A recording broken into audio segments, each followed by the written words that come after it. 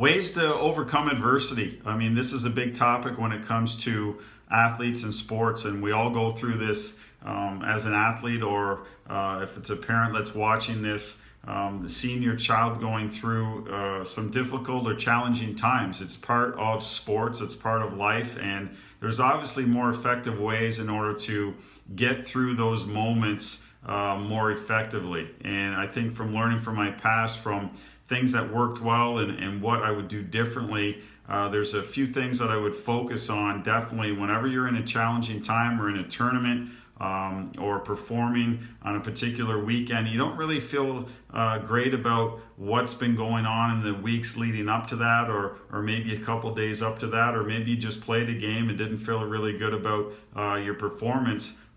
There's a few things you can be doing to get you back on track and to keep you focused on what you need to be doing. But we all go through this. We're all going to deal with adversity if you're playing in sports on a constant monthly basis. It's just part of the process. So number one I wanted to talk about is having confidence. I know I put this in my nice green color, but having confidence in your abilities and knowing that you're capable of getting through this phase. And that's the biggest thing, is that, there's times in my career where I didn't feel really great about my game, but I knew I had the ability. I knew I had the tools and skills. I knew if I could just get through, this little hiccup, I'll be fine. And so having that confidence in your abilities, that you've done the work and you know that you just got to get through this, you'll be fine. And so have confidence in yourself and believe in that you will move forward, and that as you move on or gain more experience or have more maturity, is that these phases, these times when you deal with adversity, you won't have to go through them very long. You'll learn the skills in order to get through them a lot quicker, and I think the best athletes do it very well. And they get back to what they do very well, is that perform on a high level. So number two would be patient. I mean, it's easier said than done when things aren't going well.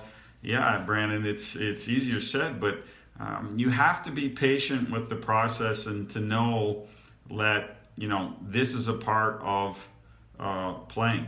And I have to stick with it and know that I have the tools, the resources to get through this at any given moment or any particular weekend, and know that I'll be fine after it. As long as I learn from it, that's the biggest thing. So having the confidence and being patient. Number three would be ask for help.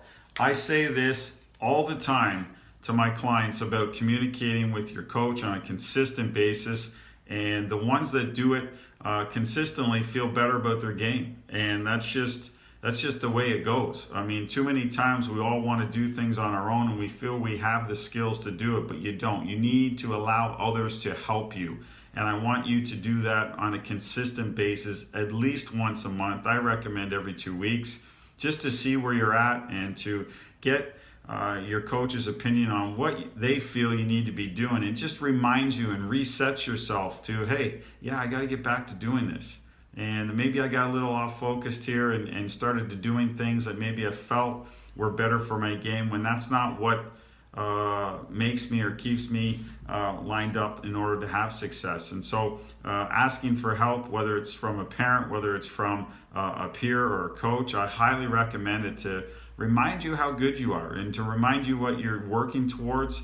And that's why I think it's important to let others know what your goals are, is that so they know what you're working towards and they can support you. So number four, and this is the big one here, honor the struggle. It's all part of the process. As athletes, we're all going to go through adversity, challenging times.